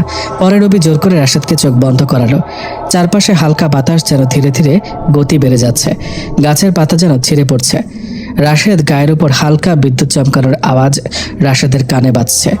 অসময়ের রোদ এসে যেন পড়ল রাশেদের গায়ে। তখন রাশেদ চোখ খুলল। রাশেদ চোখ খুলে সামনে দেখতেই বেহুশ হয়ে গেল, কারণ এটাই প্রথম রাশেদের পরি দেখা। অহনা তো বলেছিল যে প্রথম পরীকে দেখবে সে অজ্ঞান হয়ে যাবে। রবি ব্যাগে থাকা পানি নিয়ে রাশেদের মুখে ছিটাতে রাশেদের জ্ঞান ফিরে আসলো। রাশেদ পাগলের মতো অবস্থা শুরু করে দিল। রবির হাত ধরে আছে। রবি বুঝতে পারলো রাশেদ অহনাকে দেখে ভয় পেয়েছে। রবি রাশেদকে বলল, কি হলো, ভয় পাচ্ছিস কেন? ওখানে কেউ ছিল? কোনো মেয়ে? রবি বলল, এখনো আছে সে ওখানে, কি? আমি দেখছি না কেন? তুই ভয় পাচ্ছিস তাই? কে সে মেয়েটা? তোর ভাবি মানে অহনা? মানে অহনা আসলেই পড়ি? হ্যাঁ, এখন তো বিশ্বাস করবি? ভয় হচ্ছে আমার, যদি তোর কিছু করে ফেলে। তোর ভয় পাওয়া লাগবে না, আর অহনা আমাকে অনেক ভালোবাসে, কখনো আমার ক্ষতি করবে না। তুই শিওর তো? দেখ, পরীরা কিন্তু নিজের ভালোর জন্য মানুষকে মেরে ফেলে, এমনকি কিছু শক্তি যোগানোর জন্য তারা মানুষের রক্ত খায়। তোকে সেসব নিয়ে ভাবতে হবে না। বল, অহনা যে পরী সেটা বিশ্বাস করলি তো? হ্যাঁ, কিন্তু দেখছি না কেন তাকে? তোর ভয় কেটে গেলে দেখতে পাবি। রাশেদ অহনাকে দেখতে এবার রবির হাতে থাকা পানি খেয়ে নিল, একটা দীর্ঘ শ্বাস নিল, তারপর রবিকে বলল, দেখছি না তো পরীকে? রবি অহনাকে রাশেদের সামনে আসতে বলল। অহনা রাশেদের সামনে আসতেই রাশেদ কিছুটা পেছনে গেল, কারণ এখনও তার মধ্যে কিছুটা ভয় কাজ করছে। রবি রাশেদকে বলল, কিরে, বললি না তো আমার বউটা কেমন? রাশেদ মনে মনে ভাবল, ভয়ে আমার ঘাম বের হচ্ছে, তুই আবার জিজ্ঞেস করিস কেমন? হ্যাঁ, ভালোই সুন্দর। রাশেদের কথা শেষ হতে অহনা বলে উঠল, জানো রবি, তোমার বন্ধু কি ভাবছিল? কি ভাবছে আবার? তোমার বন্ধু ভাবছে ভয় তার ঘাম বেরোচ্ছে, তাও তুমি তাকে জিজ্ঞেস করছো আমি কেমন? রাশেদ অবাক হয়ে অহনার দিকে তাকিয়ে ভাবলো, এই পরী তো মনের কথাও বলতে পারে। সাথে সাথে অহনা বলল, হ্যাঁ, আমি মনের কথাও বলতে পারি। রাশেদের বুঝতে বাকি নেই অহনা আসলেই মনের ভেতর জমে থাকা কথা বুঝতে পারে। হঠাৎ অহনা রবিকে বলল, রবি, তোমরা কথা বলো, আমি আসছি, বাবা খুঁজছে আমাকে। আচ্ছা, তুমি সাবধানে যেও। রবির থেকে বিদায় নিয়ে অহনা অদৃশ্য হয়ে গেল। রাশেদ এখনও ঘুমের মাঝে আছে, এতক্ষণ কি থেকে কি হলো তা ভাবছে। হঠাৎ রাশেদ রবিকে বলল, আচ্ছা, আমি অজ্ঞান হয়ে গিয়েছিলাম কেন? প্রথম কেউ পরী দেখলে সে অজ্ঞান হয়ে যায়, তাই তুইও অজ্ঞান হয়ে গিয়েছিলি। এটা কেমন কথা? তুইও কি আমার মতো অজ্ঞান হয়ে গেছিলি? হ্যাঁ, আমি অজ্ঞান হয়ে গিয়েছিলাম, তবে অহনাকে খুব ভালো করে দেখার পরে। চল, এখানে আর ক্লাস করে মজা পাবো না, বাসায় যাই। ওকে চল, তবে একটা কথা, অহনার কথাটা কখনো কাউকে বলবি না, এমনকি আঙ্কেল আন্টিকেও না। বললে কি হবে? বলবি না, বলেছি তো বলবি না। যদি বলিস তাহলে তাদের ক্ষতি হতে পারে, বা অহনার কোনো ক্ষতি হতে পারে, আর আমি চাই না আমার কারণে কারো ক্ষতি হোক। আচ্ছা, বলবো না, চল এখন বাসায় যাই। দুজন একটা রিক্সায় বসে পড়ল। রাশেদ রিক্সাতেও বকবক করে যাচ্ছে। একসময় বলে উঠল, আচ্ছা, সেদিন ক্লাসে তুই আনমনে বসেছিলি, স্যার তোকে ডাকলে শুনিস নাই, তাই ক্লাস থেকে তোকে বের হতে বলে, আর তখন তুই হঠাৎ বলে উঠিস, না তুমি এমন করো না। তখন কথাটি কাকে বলেছিলি? তখন স্যারের পেছনে অহনা দাঁড়িয়েছিল, আমাকে অপমান করেছে দেখে অহনা স্যারকে আঘাত করতে চাইলে আমি কথাটা বলি। তার মানে তখন থেকে তুই অহনাকে দেখতি? ভাবি ডাকতে পারিস না? আচ্ছা আচ্ছা, ভাবি। হ্যাঁ, দেখতাম তো, তাই ক্লাস থেকে বের হওয়ার সময় অহনার হাত ধরে বের হয়েছিলাম, আর সবাই ভাবলো আমি হাওয়ায় এমনটা করলাম। বস, তুই তো অনেক পাওয়ারফুল হয়ে গেলি তাহলে। রিক্সা চলতে লাগলো আপন গতিতে। হঠাৎ একটা স্কুল বাস রিক্সার সামনে চলে আসে। রাশেদ ভয় পেয়ে চোখ বন্ধ করে ফেলে। রবিও ভয় পেয়ে যায় আর চোখ বন্ধ করে ফেলে, কিন্তু অহনার কথা ভাবতে থাকে। হঠাৎ রবি চোখ খুলে দেখতে পায় পুরো বাস তাদের মাথার উপর দিয়ে উড়ে গেল। বাসটা অহনার হাতে। অহনা আস্তে করে বাসটা রাস্তায় বসিয়ে দিল। কারো কোনো ক্ষতি হয়নি, কিন্তু সবাই ভয় পেয়ে আছে। রবি রিক্সা থেকে নেমে দৌড়ে অহনার কাছে গেল আর অহনাকে বলল, তুমি ঠিক আছো তো? আমি ঠিক আছি, তোমার কিছু হয়নি তো? না, আমার কিছু হয়নি, তবে একটু ভয় পেয়েছিলাম। ওকে, আর ভয় পেতে হবে না, তুমি একটু অপেক্ষা করো, সব বাচ্চাদের ভয় দূর করে দিচ্ছি। অহনা বাসের ভেতর চলে গেল। একটু পর বাসের সব বাচ্চারা হাসাহাসি শুরু করলো, যেন মনে হচ্ছে একটু আগে কিছুই হয়নি। রবি অহনাকে নিয়ে হাঁটতে শুরু করলো, কারণ রিক্সা চালক অনেক আগে পালিয়েছে। পাশে রাশেদ হাঁটছে, কিন্তু সে বুঝতে পারছে না রবি অহনার হাত ধরে হাঁটছে। আর বাসটা যে তাদের মাথার উপর দিয়ে অহনা নিয়ে গেল সেটাও রাশেদ দেখতে পায়নি, কারণ প্রচুর ভয় পেয়ে রাশেদ চোখ বন্ধ রেখেছিল। হাঁটতে হাঁটতে রাশেদের বাসা বরাবর আসলে তিনজন থেকে রবি রাশেদকে বলে অহনার কথা যেন কাউকে না বলে। তারপর রাশেদ তার বাসায় ঢুকে যায়। রবি আর অহনা হেঁটে রবির বাসায় চলে আসে। দরজা খুলে ঢুকতে আপু সামনে আসে। ফ্রেশ হয়ে আয়, আমি খাবার দিচ্ছি। আচ্ছা, আসছি। তারপর অহনা চলে গেল। রবি ফ্রেশ হয়ে খেয়ে নিল। ভার্সিটি আর বাসার মাঝে মধ্যেই অহনা এসে আপুর সাথে দেখা করা, আর প্রতি রাতে রবির বুকে ঘুমানোতে চলে গেল আরও একটা সপ্তাহ। রবি আরও বেশি অহনার প্রতি আকৃষ্ট হয়ে গেছে। আজ হঠাৎ আপু বলল অহনার বাবা মায়ের সাথে দেখা করবে, কারণ আপু জেনে গেছে অহনা প্রতি রাতে রবির সাথে থাকে। আপু তাই অহনা আর রবির বিয়েটা দিতে চায়। আজ সকালে অহনার বাবা আসলো, আপুর সাথে কথা বলে সব ঠিক করে নিল, কিন্তু অহনার মা এই বিয়েতে রাজি নয়। তার কারণ রবি মানুষ আর অহনা পরী। অহনার মা রাজি না হওয়ায় সবকিছু যেন অন্যরকম হয়ে গেল। পুরো সিদ্ধান্ত নিতে না পারায় অহনার বাবা মা চলে গেল, সাথে অহনাও। অহনার মা রবিকে মেরে ফেলার চক্রান্ত করলো সবার অগোচরে। রবি ঘুমের মধ্যে স্বপ্ন দেখে কেউ তাকে খুব মারছে। মারতে মারতে রবির মাথা ফেটে রক্ত পড়ছে, জ্ঞান হারানোর মতো অবস্থা। এতক্ষণ কেউ তাকে চোখ বেঁধে মারছে তাই দেখতে পায়নি। যখন মুখের কাপড় খুলে দিল তখন বুঝতে পারে একজন নয় বরং অনেকে মিলে তাকে মারছে, আর যারা মারছে সবাই জিন। পাশে দাঁড়িয়ে অনেকে কান্না করছে। রবিকে মারতে দেখে সবাই রবিকে ছেড়ে দিতে বলছে, কিন্তু জিনগুলো মেরে যাচ্ছে। হঠাৎ রবি জ্ঞান হারিয়ে ফেলে। একজন জিন বলে ওঠে, ভবিষ্যৎ পরিদেশের রাজা হেরে গেছে, পুরো পরিদেশ চলবে এখন তাদের কথায়। পাশে কান্না করা জিন আর পরিগুলো রবিকে হার না মানতে বলেই যাচ্ছে। রবি হার মানলে পুরো পৃথিবীর রাজ্য ধ্বংস হয়ে যাবে। রবি ব্যথায় চিৎকার করছে। রবির চিৎকার শুনে পাশের রুম থেকে আপু চলে এলো। দরজা খুলে দেখে রবি ঘুমের মধ্যে চিৎকার করছে। আপু রবিকে হালকা ধাক্কা দিয়ে ডাকতেই সে লাফিয়ে ওঠে। ঘুম ভেঙে যায় তার। আপু জিজ্ঞেস করে, এত চিৎকার কেন করছে? তখন রবি স্বপ্নের কথাগুলো আপুকে বলে। আপু এত চিন্তা না করতে বলে। ভার্সিটিতে যাচ্ছে রবি আর রাশেদ। হঠাৎ রিক্সা থেমে গেল।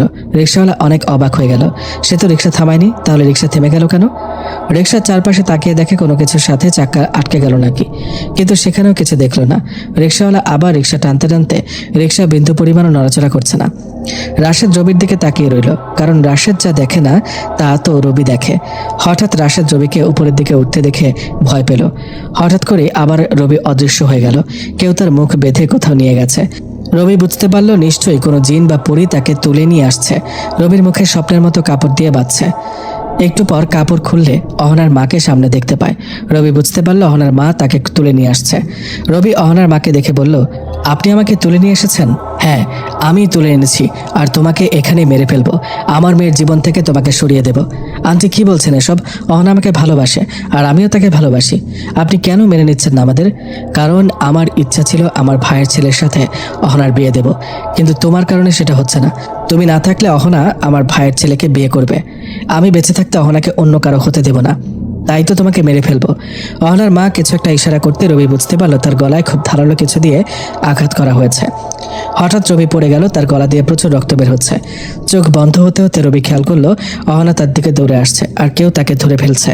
অহনা খবর পেয়ে ছুটে আসে রবিকে তার মায়ের হাত থেকে বাঁচাতে, কিন্তু এসে দেখে রবির গলায় অদৃশ্য বস্তু দিয়ে আঘাত করেছে, যার কারণে রবির গলা দিয়ে রক্ত বের হচ্ছে আর রবি মাটিতে পড়ে যাচ্ছে।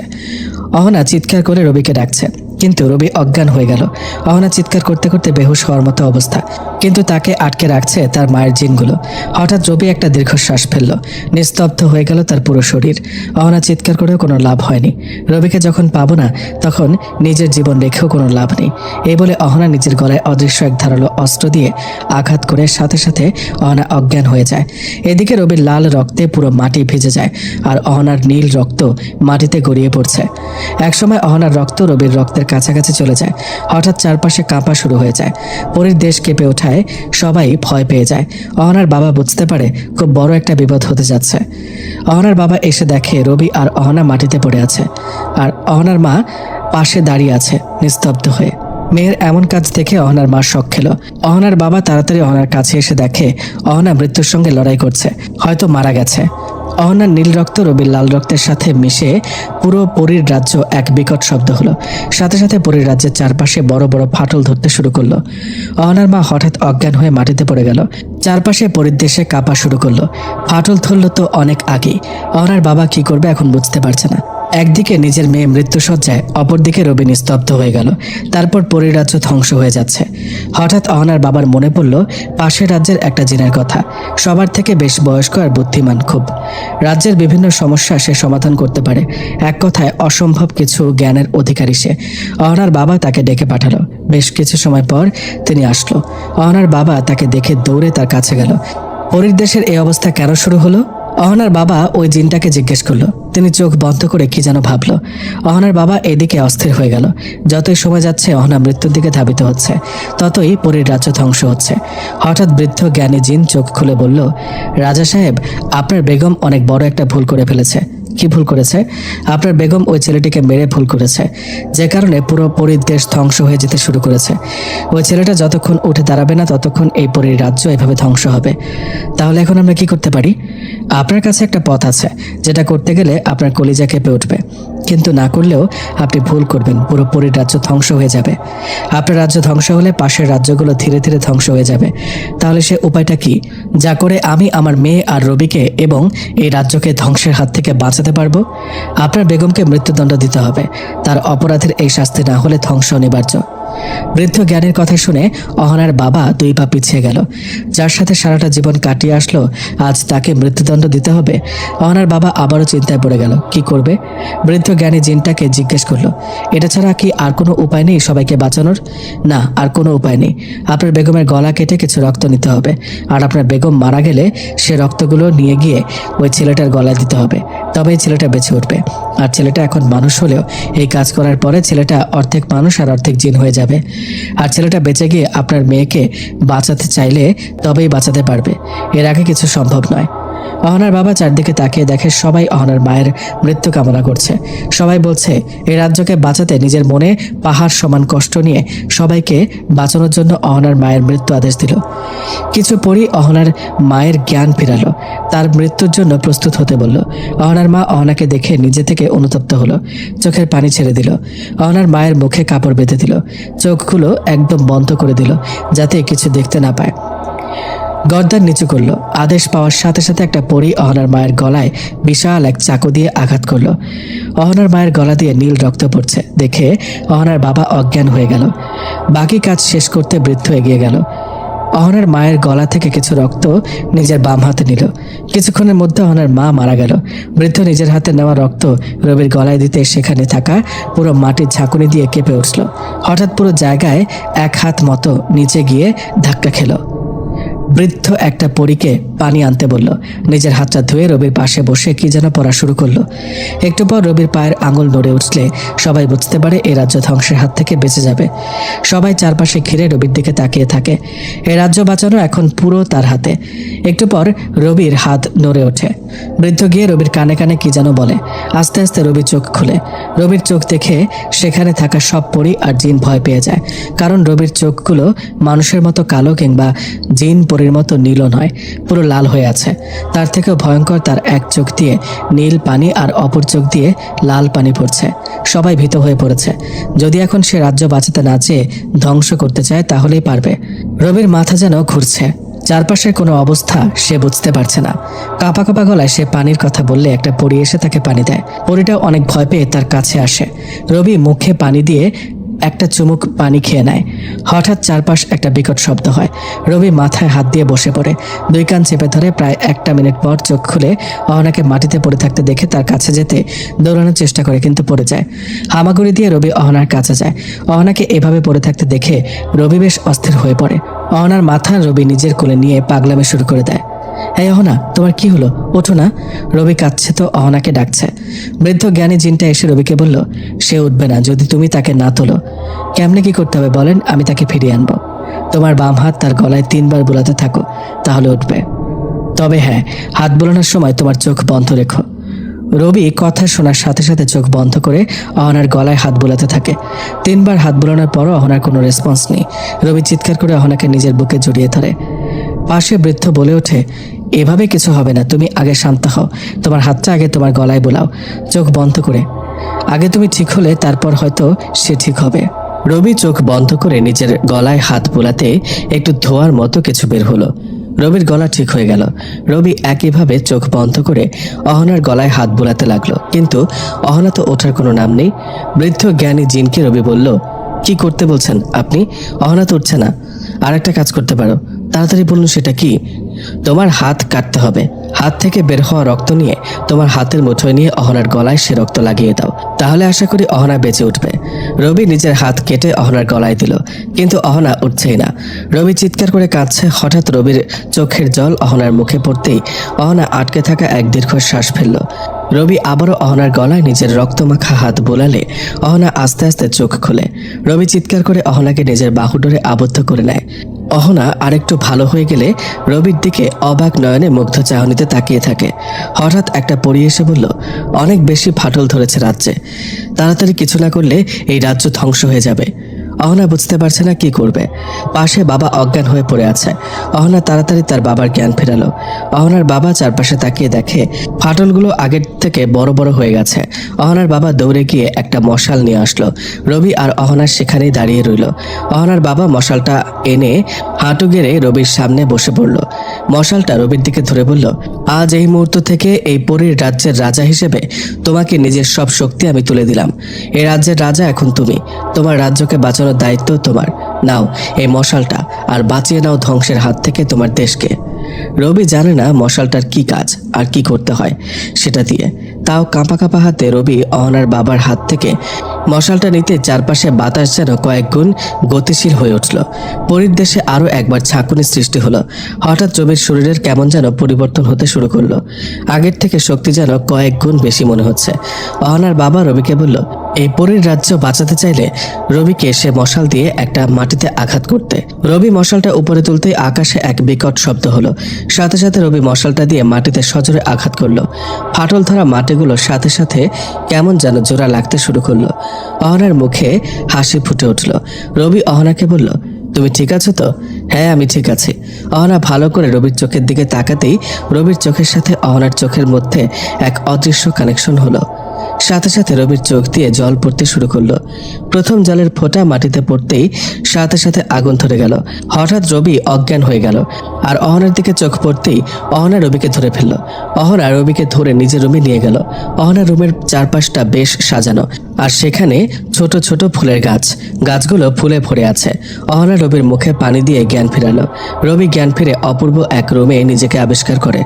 পাশে তাকিয়ে দেখে অহনা বসে আছে। এদিকে রাশেদ আর ভার্সিটিতে না গিয়ে রবির বাসায় চলে গেল। রবির সাথে ঘটে যাওয়া সব ঘটনা রাশেদ আপুকে বলল। রাশেদের কথা শুনে আপু বেশ চিন্তিত হয়ে গেল। কি করবে আপু বুঝতে পারছে না। তাও কোনো উপায় আছে কিনা দেখতে ভয়ে ভয়ে রবির রুমে গেল। চারপাশটা দেখছে কিছু পায় কিনা, কিন্তু তেমন কিছু দেখা যাচ্ছে না। হঠাৎ আপুর মনে হলো, রবি তো অহনাকে ডাকলে শুনতো, তাহলে আমি ডাকলেও শুনবে। এই ভেবে আপু অহনাকে ডাকতে লাগলো। প্রায় 3 বার ডাকার পরে অহনার কানে পৌঁছালো। আপু ডাকছে আর চারপাশে দেখছে কখন আসবে সে অপেক্ষা করছে। এদিকে অহনা শুনতে রবিকে বলল, রবি, আপু ডাকছে। আমি এখানে আসার পর থেকে এখানকার এই সময় পর্যন্ত কতক্ষণ হবে? অহনা ভেবে বলল, হবে 4 ঘন্টার মতো। তাহলে তো কোনো সমস্যা নেই, চলো পৃথিবীতে যাই। আপু নিশ্চয়ই অনেক চিন্তা করছে। ওকে চলো। তবে একটা কথা, মাথা নিচু করে বলল। কি কথা?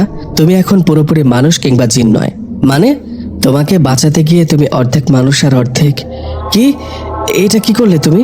আমি কিছু করিনি, তোমাকে বাঁচাতে এটা করতে হলো। তাহলে এখন কি হবে? কিচ্ছু হবে না, তুমি যেমন ইচ্ছে তেমন চলতে পারবে। মানুষের মতো চাইলে মানুষের মতো, পরীর দেশের রাজার মতো চাইলেও চলতে পারবে। সেটা তোমার ইচ্ছে। কিভাবে কি করব তা তো আমি জানি না। চিন্তা করো না, সেসব আমি তোমাকে বলে দেব। আর এসব জিনিস তুমি নিজে থেকে করতে পারবে যদি চেষ্টা করো তো। ওকে, তাহলে তুমি আমাকে কিছু থিওরি বলে দাও যাতে আমি পৃথিবীতে চলতে কোনো সমস্যা না হয়। অহনা রবিকে বেশ কিছু উপায় বলে দিল। তারপর রবি আর অহনা পৃথিবীতে আসতে শুরু করলো। আপু আর রাশেদ এখন রবির রুমে দাঁড়িয়ে আছে। হঠাৎ আপুর সামনে রবি আর অহনা দৃশ্যমান হলো। রবিকে দেখার সাথে সাথে আপু কয়েক পা পিছিয়ে গেল, কারণ রবির শরীরের বেশ পরিবর্তন এসেছে। গঠনমূলক অবস্থার পরিবর্তন ঘটেছে। আপু রবি থেকে এমন পরিবর্তনের কারণ জানতে চাইলে রবি চুপ করে আছে। আপু বারবার জোর করতে লাগলো। তারপর অহনা বলে দিল রবিকে রিক্সা থেকে উঠিয়ে নিয়ে যাওয়া থেকে এখানে আসা পর্যন্ত রবির সাথে ঘটে যাওয়া সব কথা অহনা আপুকে বলল। আপু অহনার কথা শুনে বেশ চিন্তিত হয়ে গেল। রবি সাধারণ মানুষ না হলে তো পৃথিবীতে সে থাকতে পারবে না, আর পৃথিবী থেকে চলে গিয়েও তো তার উপর অনেক দায়িত্ব। সবকিছু ভেবে আপু সিদ্ধান্ত নিল যা হয় ভালোর জন্যই হয়। রবি যে কোনো সময় চাইলে তো পৃথিবীতে আসতে পারে, আবার পুরো পরীর দেশেও পরিচালনা করতে পারে। তাহলে রবিকে যেতে দেওয়া উচিত। আপু রবি আর অহনার বিয়েটা দিয়ে দিতে চাইল। অহনার বাবার সাথে দেখা করলো। কোনো আয়োজন ছাড়া বিয়েটা হয়ে গেল। পৃথিবীতে কোনো আয়োজন না হলেও পরীর দেশে বিরাট আয়োজন হলো।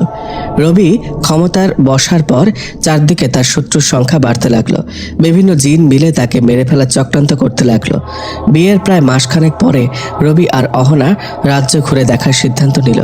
সারাদিন বিভিন্ন স্থানে অহনাকে নিয়ে ঘুরে বিকেলে চলে এলো। রাতে ঘুমাতে চলে গেল। হঠাৎ স্বপ্ন দেখে কোনো রাজ্যের সাথে তার রাজ্যের যুদ্ধ শুরু হয়েছে। যুদ্ধের যুদ্ধের মূল কারণ কোনো মানুষকে তারা পরীর দেশের রাজা হিসেবে মানতে পারছে না। রবির রাজ্যের সবাই রবিকে মন থেকে মেনে নিলেও পাশের রাজ্যের কেউ মেনে নিতে পারেনি।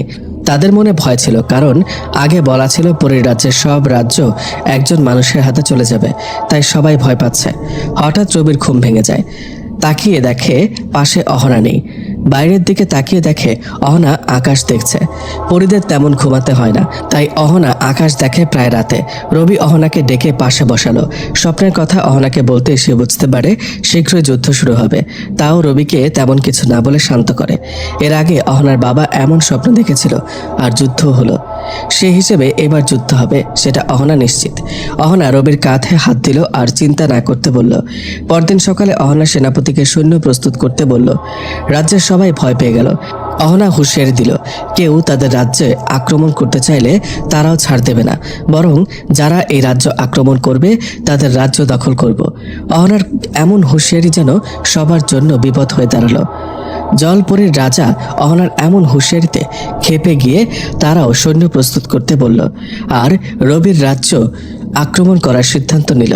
রবির কানে এই খবর পৌঁছালে সেও যুদ্ধের জন্য প্রস্তুতি নেয়। কখন যে যুদ্ধ শুরু হয় তা কেউ বুঝতে পারে না। হাজারো চিন্তা মাথায় নিয়ে অহনা আর রবি রাতে ঘুমাতে গেল। রবি অহনাকে বলল, আচ্ছা, জিনপরীদের সব থেকে দুর্বল দিক কোনটা? মানে যেটা দ্বারা তারা দুর্বল হয়ে যুদ্ধে পরাজয় মেনে নেবে? খুব বেশি নয়, মাত্র একটা দুর্বল দিক আছে, আর তা হলো শত্রুর হাত থেকে তালোয়ার ফেলে দেওয়া। আমি বুঝতে পারছি না, এটা কেমন কথা? চাইলে তো সে তালোয়ার আবার উঠিয়ে যুদ্ধ করতে পারে।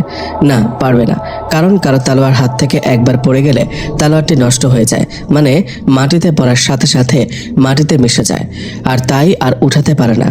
রবি বলল, যুদ্ধে কি সবাইকে যেতে হয়? পৃথিবীর একটা অদ্ভুত নিয়ম, সৈন্যরা যুদ্ধ করবে আর রাজা রাজপ্রাসাদে বসে দেখবে, কিন্তু এখানে সেটা হয় না। রাজা যতক্ষণ যুদ্ধে যাবে না ততক্ষণ সৈন্যরা যুদ্ধ করবে না। রবি বলল, তার মানে রাজাকে যুদ্ধক্ষেত্রে অবশ্যই থাকতে হবে। হ্যাঁ, আরেকটা কথা, সেটা হচ্ছে শত্রুপক্ষের কোনো সৈন্য রাজার গায়ে হাত তুলতে পারবে না। সৈন্য লড়াই করবে সৈন্যের সাথে, সেনাপতি লড়াই করবে সেনাপতির সাথে, আর রাজা লড়াই করবে রাজার সাথে। তার মানে যদি যুদ্ধ হয় তাহলে আমাকে যুদ্ধক্ষেত্রে যেতে হবে? হ্যাঁ, তাহলে তো আমাকে বিভিন্ন যুদ্ধের কৌশল জানতে হবে। সেনাপতি সেটা তোমাকে শেখাবে। কাল তুমি সেনাপতির থেকে সেসব শিখে নিতে পারবে চাইলেই। পরের দিন রবি সেনাপতির কাছ থেকে পরিদেশের যুদ্ধের বিভিন্ন কলা কৌশল শিখে নিল। বিকেলের দিকে রবি আর অহনা বসে আছে। হঠাৎ সেনাপতি এসে খবর দিল, রবির রাজ্যের কিছু অংশ জলপরীর দেশের রাজা আক্রমণ করছে। অনেক সৈন্য মারা গেছে। খবর পাওয়ার সাথে সাথে রবি দাঁড়িয়ে গেল। অহনা সেনাপতিকে সেখানে থাকতে বলে রবিকে রুমে নিয়ে গেল। রবিকে দাঁড় করিয়ে রেখে অহনা মনে মনে কি যেন পড়া শুরু করলো। হঠাৎ চারপাশে অন্ধকার হতে লাগলো। হঠাৎ বিদ্যুৎ চমকানোর সাথে সাথে অহনা আকাশের দিকে হাত তুলতেই একটা মশাল অহনার হাতে চলে আসলো। সেটা নিয়ে অহনা রবির সামনে বসে পড়ল। রবির দিকে মশাল ধরে বলল, এই মশাল পৃথিবীর সব থেকে শক্তিশালী মশাল, এটা দিয়ে যে কোনো কাজ সম্ভব, সাবধানে রেখো এটা। রবি অহনার হাত থেকে মশালটা নিল। রবি মশালটা হাতে নিতেই তার শরীর কাঁপতে লাগলো। হঠাৎ তার শরীর থেকে অনেক ঘাম বের হতে শুরু করলো। হঠাৎ মশালটা রবিকে মাটি থেকে আলাদা করে ফেলছে। অহনার সাথে সাথে রহস্যময় এক অদ্ভুত হাসি দিল। রবি সে হাসির মানে বুঝতে পারল না। হঠাৎ রবি খুব জোরে মাটিতে পড়ে গেল আর মশালটা অদৃশ্য হয়ে কোথাও হারিয়ে গেল। মাটি থেকে উঠে দেখে অহনার চোখ দিয়ে পানি পড়ছে। রবি আকস্মিকভাবে কেঁপে উঠল অহনার এমন অবস্থা দেখে। রবি তাড়াতাড়ি অহনাকে তুলে নিল।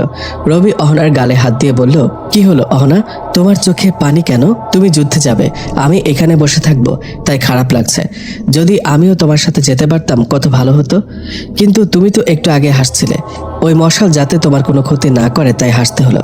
মানে ওই মশাল বাবা আমাকে দিয়েছিল, আর দেওয়ার পরে আমার দিকে তাকিয়ে একটা রহস্যময় হাসি দিয়েছিল।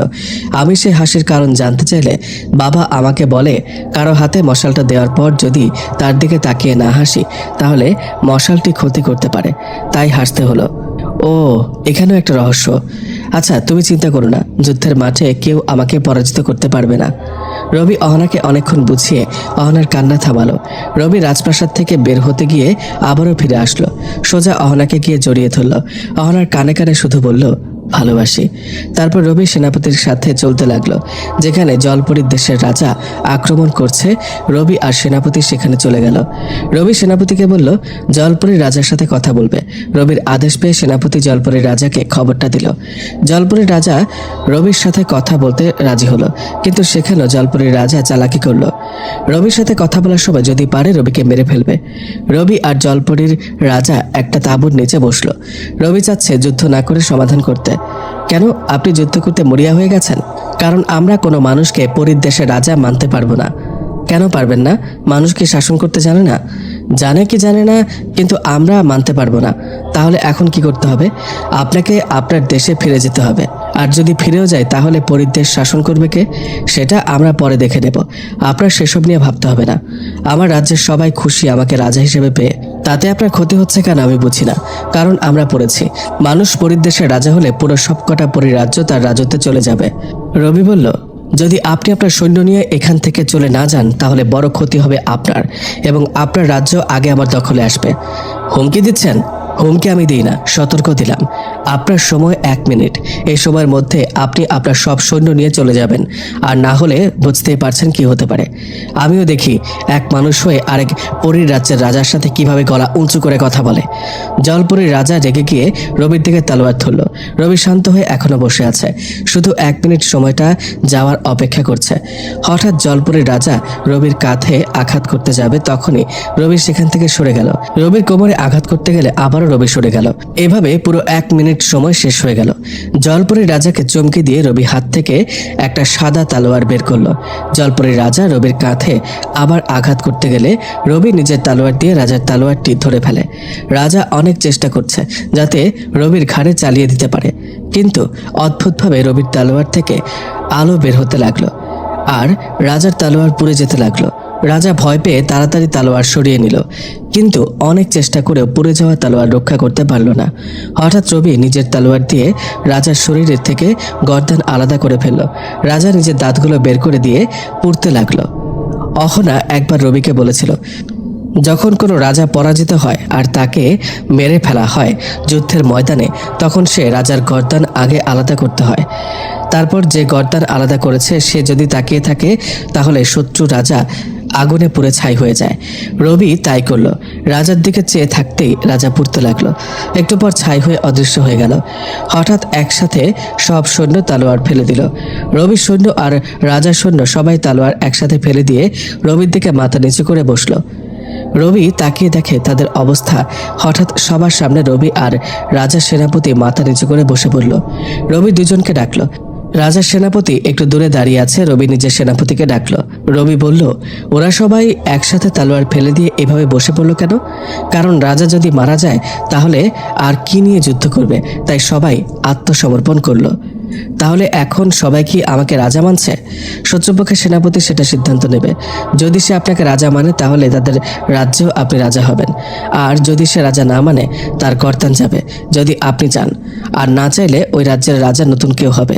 রবি ভাবল এত যুদ্ধ হলো, অনেক সৈনিক মারা গেল, জয় তো পেলাম, কিন্তু জলপরী রাজ্যের কেউ যদি আবার আক্রমণ করে তাহলে কি হবে? তার থেকে ভালো হবে জলপরী রাজ্য দখলে নেওয়া। রবি সেনাপতিকে আদেশ করলো জলপরীর রাজ্যে রবির রাজত্ব চলবে। রবির সেনাপতি জলপরীর সেনাপতির কাছে গেল। তাকে জিজ্ঞেস করলো রবিকে সে রাজা মানবে কিনা, কিন্তু সে রবিকে রাজা হিসেবে মানতে নারাজ। সেনাপতি রবিকে এসে বলল শত্রুপক্ষের সেনাপতি রবিকে রাজা হিসেবে মানতে পারবে না। রবি তার সেনাপতিকে বলল শত্রুপক্ষের সেনাপতির গর্দান নিতে। রবি প্রথমে ভয় দেখানোর জন্য কথাটি বলেছে, কিন্তু তাতেও কোনো লাভ হয়নি। শেষে রবি নিজের সেনাপতিকে হুকুম করলো শত্রুপক্ষের সেনাপতির সাথে লড়াই করে তার গর্দান নিতে। বাকি সব সৈনিকদের যুদ্ধ করতে নিষেধ করলো। শুধু যুদ্ধ হবে 2 সেনাপতির মাঝে। 2 সেনাপতি বেশ ভালো যুদ্ধ করতে পারে। হঠাৎ শত্রুপক্ষের সেনাপতি রবির সেনাপতিকে আক্রমণ না করে রবিকে আক্রমণ করে উঠল। আকস্মিকভাবে রবির ওপর আক্রমণ করাতে তার হাতে একটু লেগে গেল। রবির হাত থেকে বের হওয়া রক্ত মাটিতে পড়ার সাথে সাথে আগুন ধরে গেল। হঠাৎ সে আগুন গিয়ে শত্রুপক্ষের সেনাপতিকে ঘিরে ফেলল।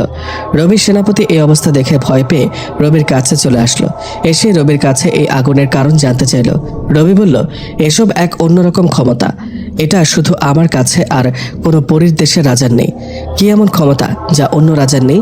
এই ক্ষমতা হলো যে আমাকে মারতে চাইবে সে আমার শরীর রক্ত ছড়ালে সে রক্ত আগুনে পরিণত হবে, আর সে আগুন যে আমাকে আঘাত করবে তার চারপাশে ঘিরে ধরবে, আর আমার ইশারায় ওই শত্রুকে পুরো ছাই করে দেবে।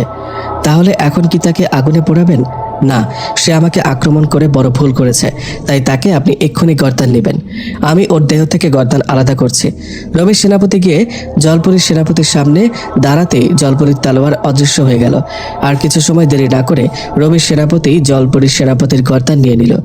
রবি যুদ্ধের সব সৈনিককে বলল জলপরীর রাজা হিসেবে রবিকে মানতে, আর কারো সমস্যা আছে নাকি? কিন্তু কেউ উত্তর দিল না। নীরবতা সম্মতির লক্ষণ হলেও রবি ভালোই জানে এরা নীরব, মানে রবিকে তারা মানতে পারছে না রাজা হিসেবে। তাও জোর করে রবি জলপরীর দেশে নিজের আধিপত্য বিস্তার করলো। সপ্তাহখানেক পর থেকে জলপরীর সবাই রবিকে ধীরে ধীরে রাজা হিসেবে মানতে লাগলো। রবি বুঝতে পারলো আগের রাজা ভালো ছিল না। আরও কয়েক মাস পর জলপরী রাজ্যের সবাই রবিকে রাজা হিসেবে মেনে নিল। জলপরী রাজ্যের পুরো নিয়ম পাল্টে ফেলা হলো। সেখানে একটা বিশেষ নিয়ম ছিল, তা হচ্ছে পরীর রাজ্যে যে পরী বিয়ে উপযুক্ত হবে আর সব থেকে বেশি সুন্দরী হবে সে পরী রাজার সাথে এক রাত কাটাবে বিয়ের আগে। রবি এই নিয়ম শোনার সাথে সাথে বাতিল করলো।